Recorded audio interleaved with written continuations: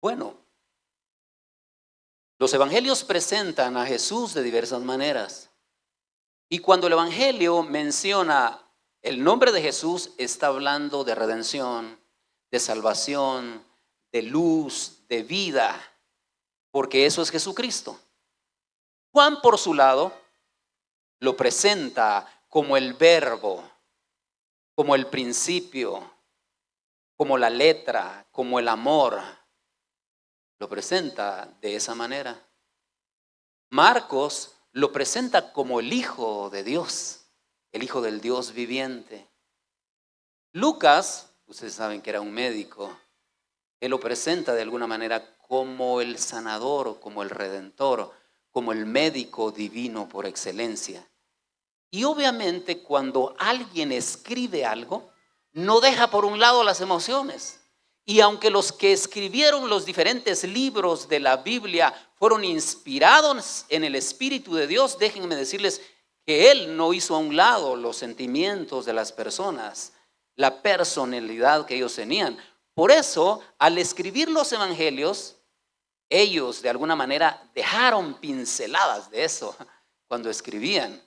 Y obviamente, un apóstol al que se le llama el apóstol del amor, tenía que hablar del amor en sus escritos.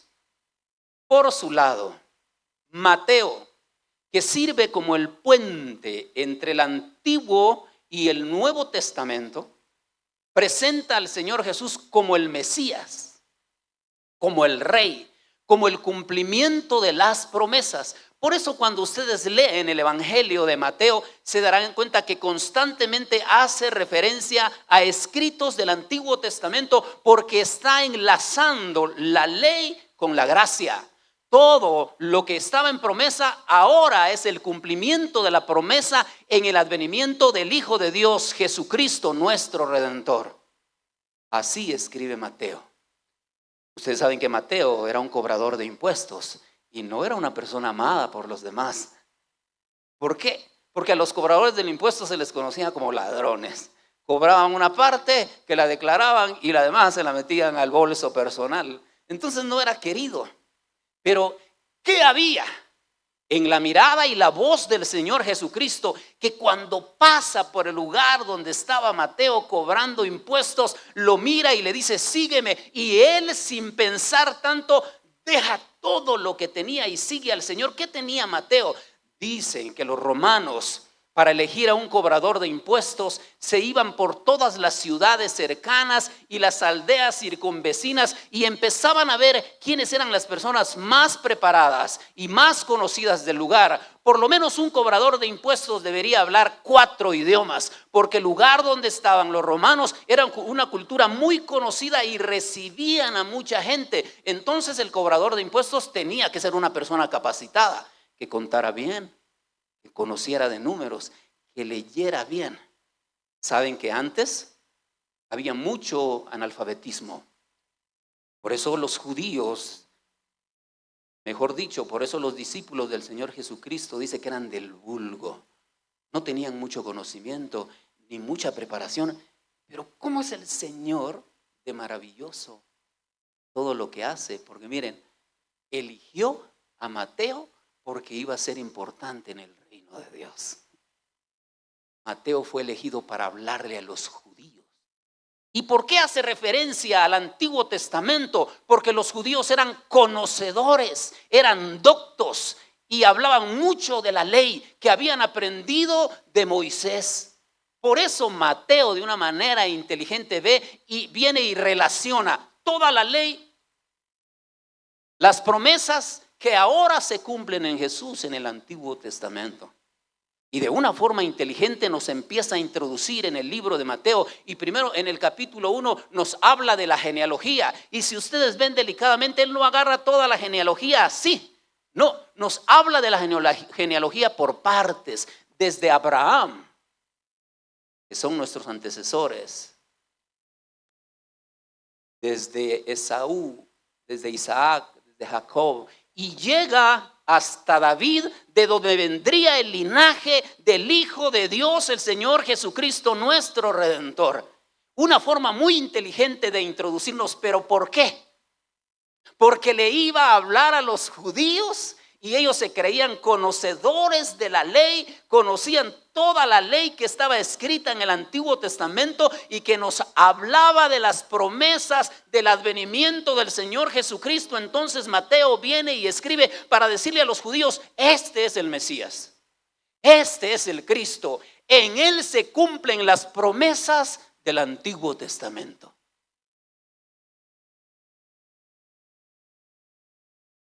Más o menos el libro de Mateo se escribe en los años 60 y 80 después de Cristo.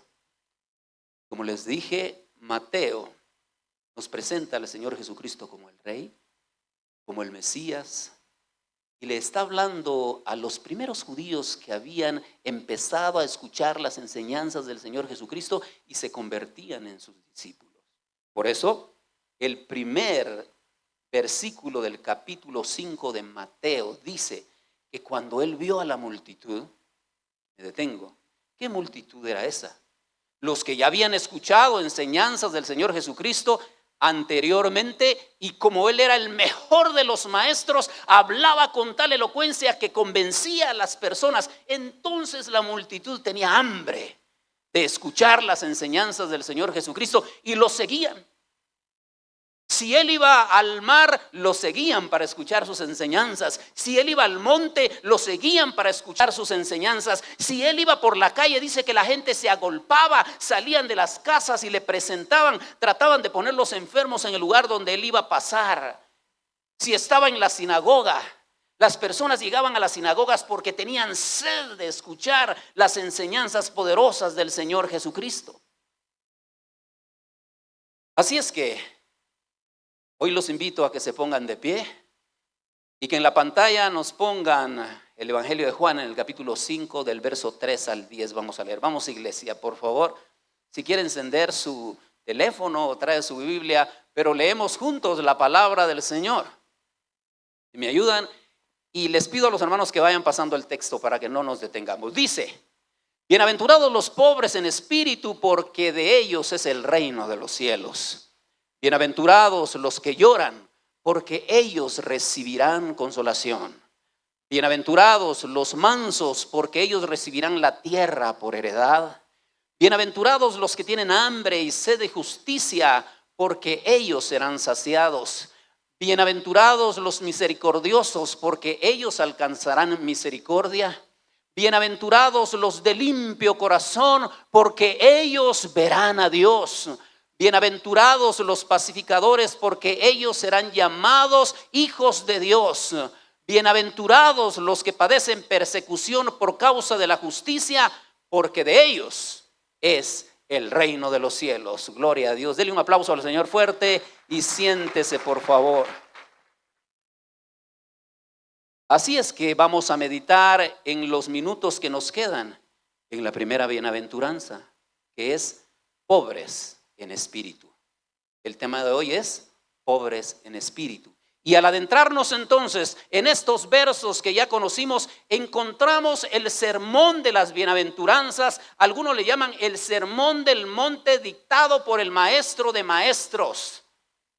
Algunos creen que es el sermón dictado por Jesús más importante de la historia.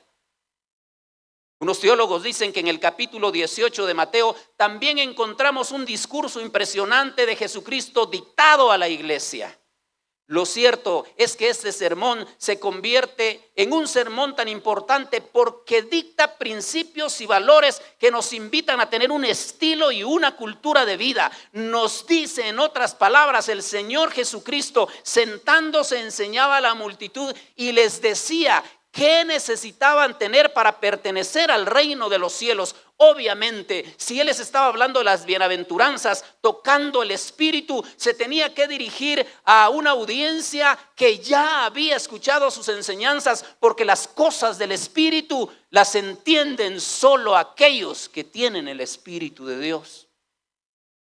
Otros podían estar un poquito a la distancia, los que no habían escuchado las enseñanzas del Señor Jesucristo, pero a lo lejos alcanzaban también a escuchar lo que él disertaba en el Sermón del Monte, en el capítulo 5 de Mateo, del verso 3 al 10 que hemos leído. El sermón entonces del monte nos enseña principios para tener una vida abundante. Empieza con las bienaventuranzas, pero continúa en todo el capítulo 5 y el capítulo 6 y 7 hablando de temas tan importantes. Algunos de ellos les voy a mencionar, diciendo: somos sal de la tierra, y si la sal se desvaneciere, ¿con qué será salada? Somos luz del mundo, y una luz no se puede colocar abajo de un almud, sino se pone arriba para que los demás sean iluminados. Habló del perdón también. Habló de la reconciliación entre unos y los otros. Habló del adulterio, de amar a los enemigos dejándonos el reto. ¿Qué sacrificio habría en amar a los que nos aman? ¿Acaso no hay mayor sacrificio en amar a nuestros enemigos?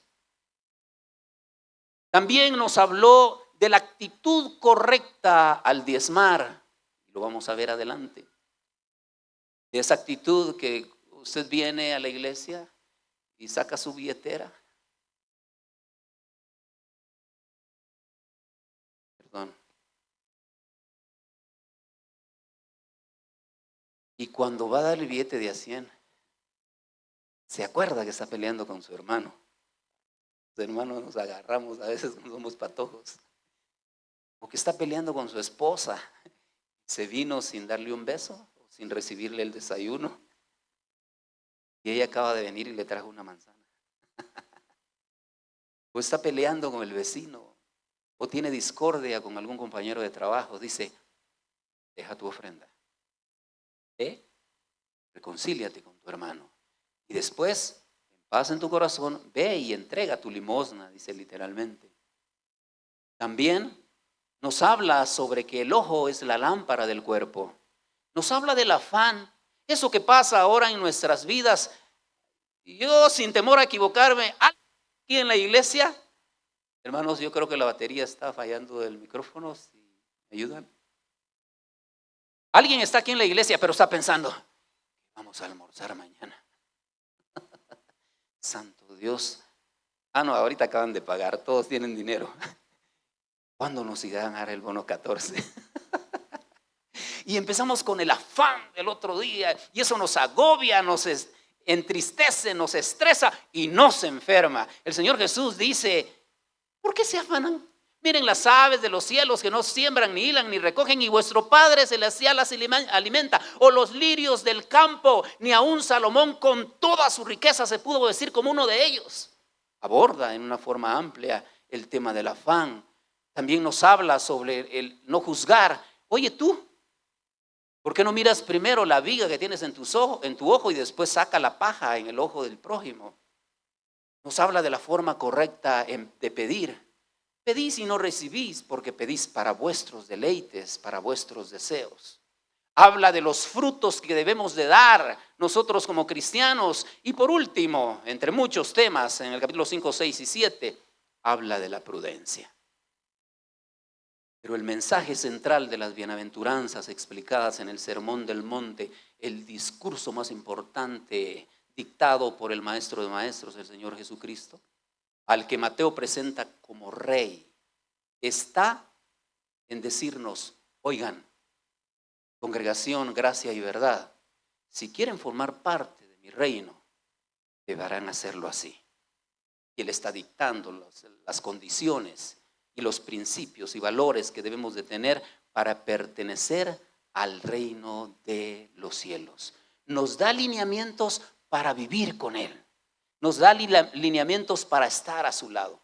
La palabra bienaventuranza, como hemos enseñado, proviene de la palabra Macarios. Hace una referencia a una persona favorecida, llena de gozo, que sonríe siempre, que tiene alegría, que ha entendido que en Jesús lo tiene todo, que vive una vida completa en el Señor Jesucristo y que entiende que aunque no tenga riquezas terrenales, si tiene a Jesús lo tiene todo, y que el que tiene toda riqueza terrenal, si no tiene a Jesús, no tiene nada.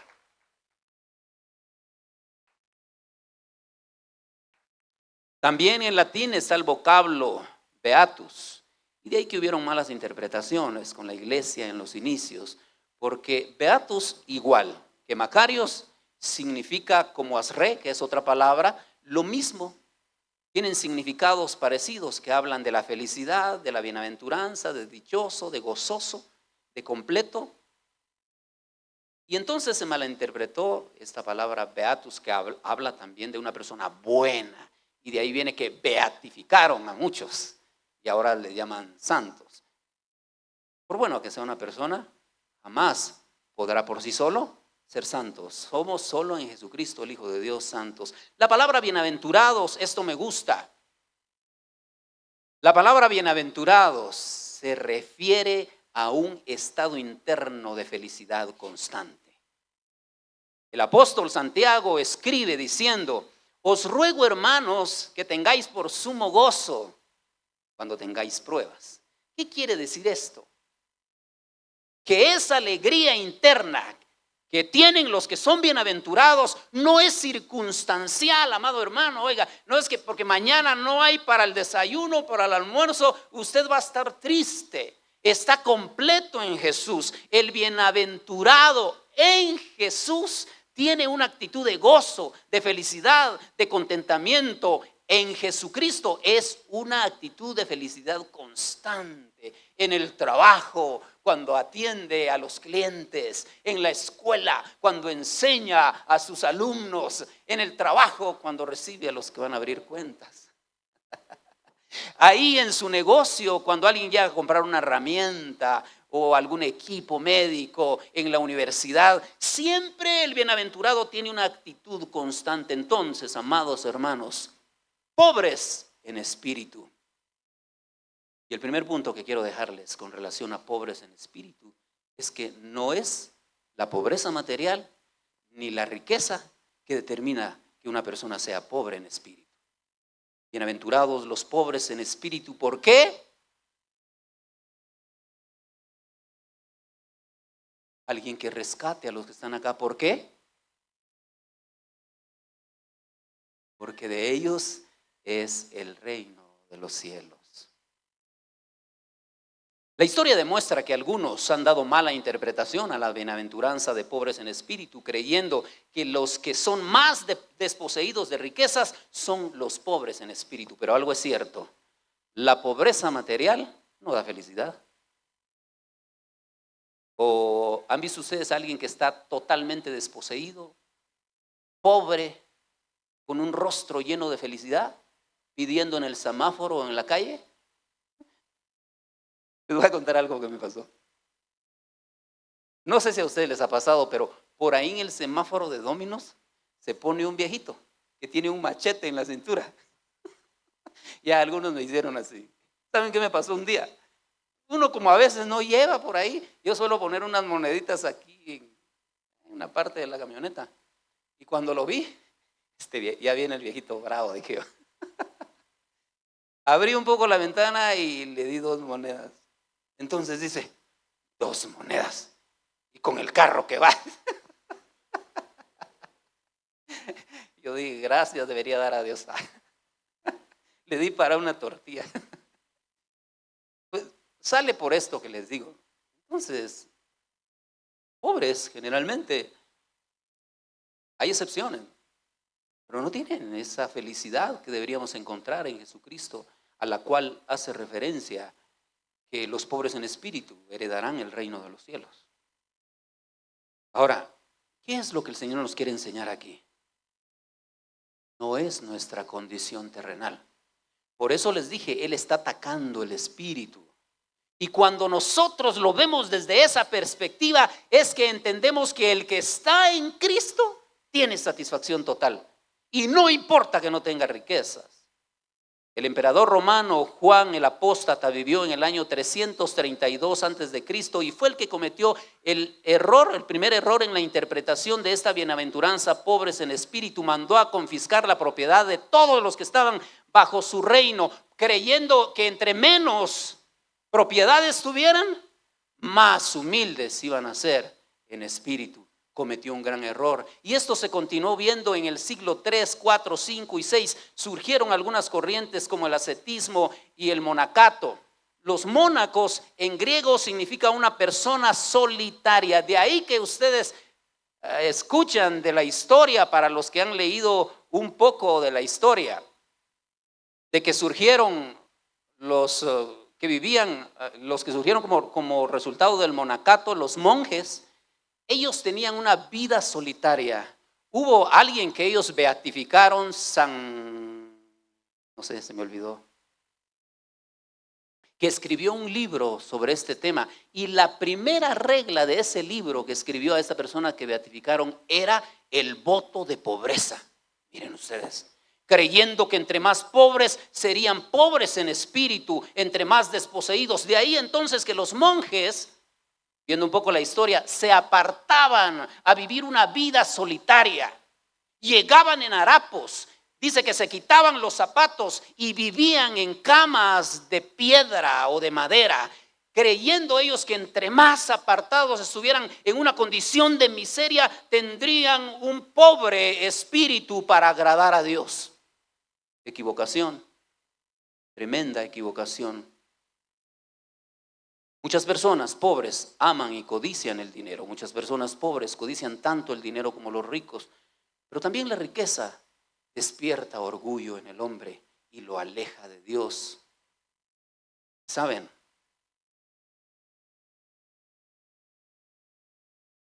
Pobre el que es pobre. Y pobre porque pues es desposeído y no tiene muchos recursos.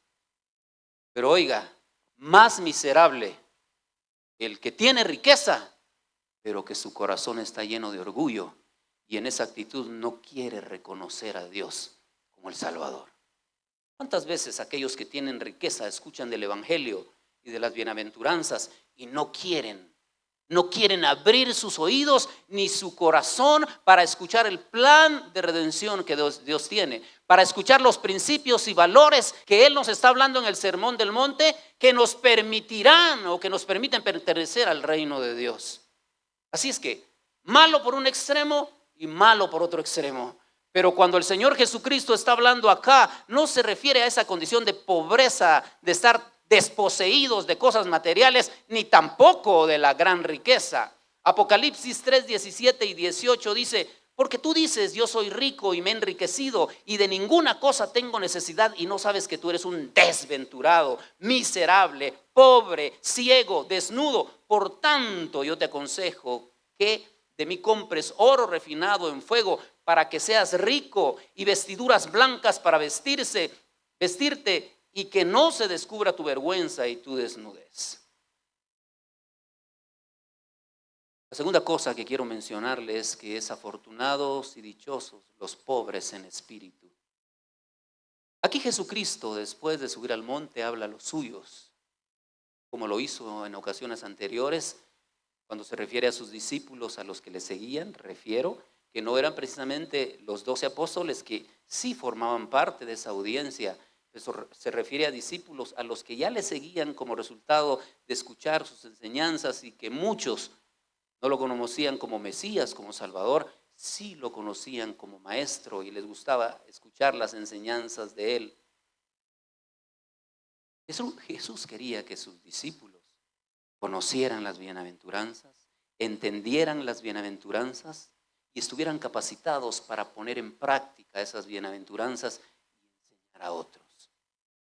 Isaías 57:15 dice: así dijo el alto y sublime, el que habita en la eternidad y cuyo nombre es santo. Yo habito en la altura de la santidad con el quebrantado y humilde de espíritu. Iglesia, ¿con quién habita el Señor? Con los quebrantados y humildes de espíritu. Les vuelvo a preguntar, iglesia, ¿con quién habita el Señor? Y vivificar el corazón del quebrantado. Entonces, dichoso el que reconoce que su condición espiritual lo separó del Señor. Afortunado el hombre y la mujer que sabe que depende totalmente de Dios. que sin Él no somos nada. Es pobre en el espíritu el que conoce entonces que sin Dios es nada. Es pobre en espíritu el que come todos los días del Señor porque sabe que sin Él se muere. Es afortunado, feliz y dichoso la mujer que reconoce que nada puede ser si el Señor no está con Él. Dichosos aquellos que se humillan porque Dios está con ellos. Desdichados aquellos que tienen orgullo en su corazón, Dios se separa de ellos. El Salmo 73, 25, ¿a quién tengo yo en los cielos sino a ti, Señor? Salmo 16, 2 dice, alma mía, dijiste al Señor, tú eres mi Señor, no hay bien fuera de ti. El salmista reconocía con claridad que él necesitaba al Señor. Y aquí quiero decirles algo que también se los voy a mencionar al final, para entender un poco lo que les dije anteriormente. El rey David era el rey de un imperio importante que había logrado conquistar muchos pueblos, muchas ciudades. Tenía riqueza, tal vez no tanta como su hijo Salomón, como la logró tener él, pero era un hombre rico. Tenía todo lo que él necesitaba. Y él escribe que el hombre se tiene que humillar. Con todo lo que él tenía, oigan, con toda esa riqueza, él se pudo apartar del Señor, pero mantuvo una actitud humilde y sencilla. Un hombre que pecó contra Dios. ¿Cómo es posible que Dios diga que David era conforme al corazón de Dios? Con todos los errores que había cometido. ¿Sabe qué pasó? Porque después de que él erró, como nos hace caer a cuenta el discurso de las bienaventuranzas, nos lleva a un momento de arrepentimiento, de confrontarnos con la verdad, con lo que estamos haciendo. Eso pasó con David, y al caer en ese momento de confrontarse con la verdad, y el Espíritu toca su corazón, él cae arrepentido, se humilla ante la poderosa mano del Señor. Y David decía, al corazón contrito y humillado no despreciará a Dios.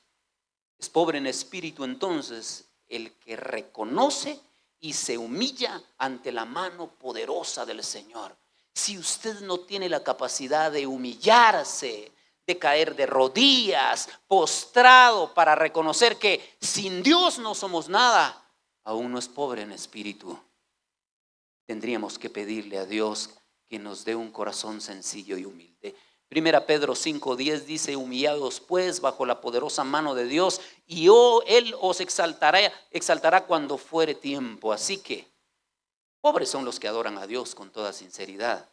Desafortunados los que, aun siendo pobres, también tienen orgullo en su corazón. Y en medio de su pobreza, no quieren reconocer al Señor. Eso sí es duro. Isaías 66:10 dice, pero miraré al pobre y al humilde en espíritu y que tiembla ante mi palabra.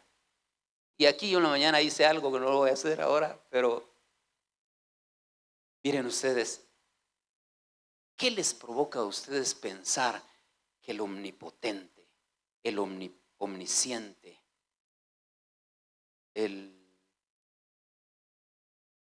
omnisciente, omnipotente, omnipresente, gracias iglesia, se digne en mirarnos a nosotros? ¿Qué le provoca? Hermanos, mi corazón se sensibiliza, me toca el espíritu. ¿Cómo es eso que Él que camina en toda esta galaxia, en todo el universo, viendo todo lo que ha creado, porque Él gobierna todo, y de pronto, sí lo voy a hacer, alguien en Huehuetenango, ahora exactamente en la zona, ¿qué es esta? 8 todavía, zona 5, en la iglesia Gracia y Verdad, eleva un clamor con corazón contrito y humillado, y el poderoso, el eterno, el omnipotente va paseándose en el universo cuando escucha esa voz. Mira, Maite, Sergio, ¿qué le provoca eso? ¿Somos dignos que Él nos mire? Pero el único secreto para que Él voltee y nos mire es que tengamos un corazón sencillo, un corazón humilde ante su presencia. La segunda cosa es que la persona pobre en espíritu reconoce, la tercera cosa es que la persona pobre en espíritu conoce su condición de pecado. Lucas 18:19 dice, 2 hombres subieron al templo a orar, uno era fariseo y el otro era publicano. El fariseo, puesto en pie, oraba consigo mismo de esta manera: Dios, te doy gracias porque no soy como los otros hombres, ladrones, injustos, adúlteros, ni aun como este publicano. Ayuno 2 veces a la semana y doy diezmos de todo lo que me das. No es el ayuno ni el diezmo ni la ofrenda lo que nos salva y lo que nos hace tener un corazón contrito y humillado. Mas el publicano, estando lejos, no quería ni aún alzar los ojos al cielo, sino que se golpeaba el pecho, diciendo: Dios, sé propicio de mi pecador. Os digo que éste descendió a su casa justificado antes que el otro, porque cualquiera que se enaltece será humillado, y el que se humilla será enaltecido. La soberbia del hombre lo separa del amor de Dios, porque el hombre en su orgullo no quiere reconocer su condición pecaminosa, no quiere entender que desde el inicio fuimos separados de la gloria de Dios, porque el hombre desobedeció y el pecado entró a la humanidad, y fue preciso que, como dice Mateo, el cumplimiento de la ley de las promesas se diera ahora en la venida del Hijo del Dios Todopoderoso, el Señor Jesucristo, nuestro Redentor. Y es preciso que humillemos nuestro corazón para aceptar ese plan divino de salvación. Solo los pobres, los sencillos y los humildes de corazón, de espíritu, aceptan que hay un Salvador. Los que tienen orgullo son prepotentes y creen que lo que ahora tienen les hace no necesitar del amor de Dios. Ahora, como estamos en un culto misionero, quiero decirle esto. Al inicio yo le dije que este sermón, algunos o varios, aunque algunos teólogos y eruditos y conocedores de la historia bíblica, intérpretes de la palabra del Señor, la mayoría dicen que este discurso es para la iglesia de Jesucristo, para los que conocemos al Señor Jesús. Por eso cuando Jesús subió al monte, se dirigió a sus discípulos, a los que ya habían escuchado, a los que estaban con él, los más cercanos, los 12, y los que habían escuchado sus enseñanzas ya durante un tiempo. Y aquí yo quiero decirles algo que hemos compartido con los jóvenes, y aquí hay unos líderes de jóvenes que ya saben bien esto. Las bienaventuranzas, el sermón del monte, toca el ser, toca el yo, de lo de adentro, porque nosotros somos justamente lo que tenemos en el corazón. Si ustedes ven a una persona enojada, prepotente, orgullosa, eso tiene en su corazón. Por eso de la abundancia del corazón habla la boca. Y al tocar el ser, suceden 4 cosas. Primero, necesitamos el conocimiento de esos principios que son necesarios para pertenecer al reino de Dios. Y ese conocimiento lo adquirimos leyendo la palabra, estudiando la palabra del Señor. Vaya una y otra vez, desde su móvil si quiere, en su Biblia físicamente, tenga 1, 2 o 3 Biblias allí. Y si no comprende algo, vaya a un comentario bíblico, porque la segunda cosa, después de conocer, es entender. No podemos simplemente leer y quedarnos ahí en ambivalencia. ¿Qué querrá decir esto? No, vaya, y se entiende la palabra del Señor en espíritu, y entienden la palabra del Señor los que tienen al Espíritu de Dios. Porque estas no son cosas naturales. Cuando hablamos de las bienaventuranzas, cuando el Señor dice, bienaventurados los pobres en espíritu, y la multitud que estaba más lejos, no aquellos que ya le habían escuchado, decía, ¿cómo bienaventurados? ¿Cómo felices los pobres? No comprendían eso, porque la palabra del Señor, que es inspirada en el Espíritu, se entiende en el Espíritu. La tercera cosa del ser, primero le dije conocer, después entender, ahora es hacer. Porque lo que usted conoce, lo que entiende en el Espíritu, debe de ponerlo en práctica. Si no, ¿de qué serviría que hoy, después de que usted regrese, Dios me libre, vaya y empiece a pelear con mi esposa y con mis hijos? Y estoy hablando ahora de un corazón sencillo, de un corazón humilde. Debemos de dejar la altivez y el orgullo por un lado para poner en práctica lo que ahora estamos recibiendo. Entonces, hermano, el ser en el círculo primero es conocer, después entender, después hacer y por último enseñar. Y como estamos en un servicio de misiones, allí es donde nos toca. Ya recibimos nosotros las enseñanzas del sermón del monte, gloria sea al Señor. Ya las recibimos. Pero es para nosotros, iglesia. Como en este círculo del ser lo último es enseñar, ¿a dónde vamos a ir a enseñar? Ruth, felicitaciones. Ya lo dije y lo vuelvo a decir. Las universidades necesitan mucho del Señor. A nosotros que nos toca trabajar con los jóvenes se ve de todo. Y eso es entre los muchachos que están aquí. Imagínense los que no están aquí. Si en el sermón del monte, el discurso más impresionante y trascendental de toda la historia, el Señor tuvo una palabra para el débil, para el desesperado, para el muerto, para el acongojado, para el que no sabía qué hacer. Y ya la recibimos, amados. Ahora esa palabra que recibimos del Señor Jesucristo, vamos y enseñemos en las universidades, en las escuelas, en los institutos, en los bancos. Encuentra siempre una palabra, como el video que daba Laura, que ella aprovecha el espacio que tiene para enseñar a los niños, hacen una oración, les cuentan una historia. Y qué bonito lo que dice, que un niño se golpeó y llega y alguien corriendo, maestra, necesitamos un buen samaritano, porque algo quedó en su corazón de la palabra. ¿Qué espacio va a aprovechar usted en su negocio para hablarle al cliente que llega del Señor Jesucristo? ¿Qué espacio va a aprovechar usted, maestro, que tiene a los niños y que el maestro dice que escribe en una tabla vacía la vida de los niños? ¿Cómo va a enseñar usted las bienaventuranzas, la palabra del Señor a esos niños, a los jóvenes en la universidad, a los clientes que llegan para abrir un plazo fijo, una cuenta? Aquellos que tienen liderazgo de alguna manera, hermanos, tienen grupos, Marielos, Roger, por decir nombres de los que más conozco. Tienen grupos que están a cargo de ustedes. ¿Qué espacio estamos aprovechando para enseñarles algo? Allí donde trabajas en el ministerio público, ¿dónde es?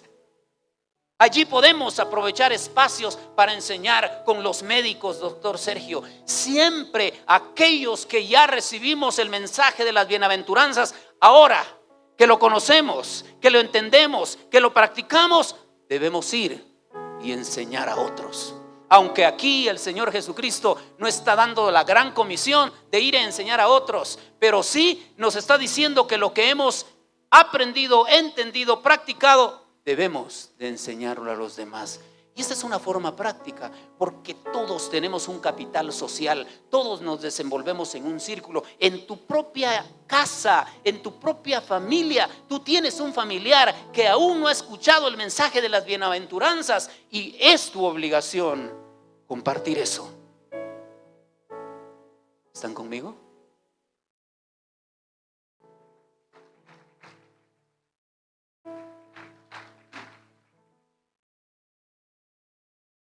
Quiero leerles una conclusión y después vamos a adorar al Señor.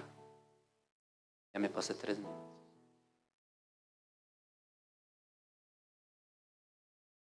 Escúchenla, por favor, con atención. Esta bienaventuranza de pobres en espíritu toca el ser de la persona. Nos confronta cuando estamos errando, nos conduce al arrepentimiento, dando como resultado un espíritu sencillo que se comunica con humildad con su Creador.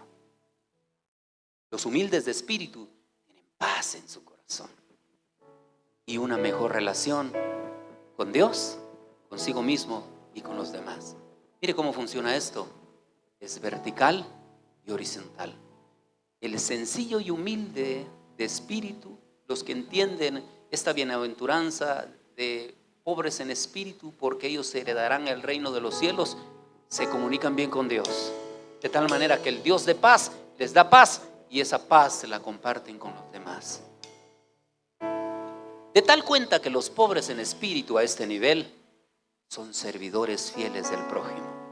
Entienden la necesidad de los demás, tienen compasión de los que sufren, pero sobre todo se humillan bajo la poderosa mano de Dios porque reconocen con un corazón sencillo que sin Él nada son. Esta es la conclusión. Las bienaventuranzas, gloria a Dios. Hay mucho que decir y por lo menos hay 7 más. Algunos dicen que hay 9 y que las bienaventuranzas se repiten mucho en los Salmos y en otros libros, en Apocalipsis, constantemente. Pero aquí 8 y alguien más dice que la del verso 11 del capítulo 5 es otra bienaventuranza. Ponte de pie, iglesia, por favor. Vamos a adorarle. Cierra tus ojos, levanta tus manos y pide al Señor un corazón sencillo y humilde para heredar el reino de los cielos.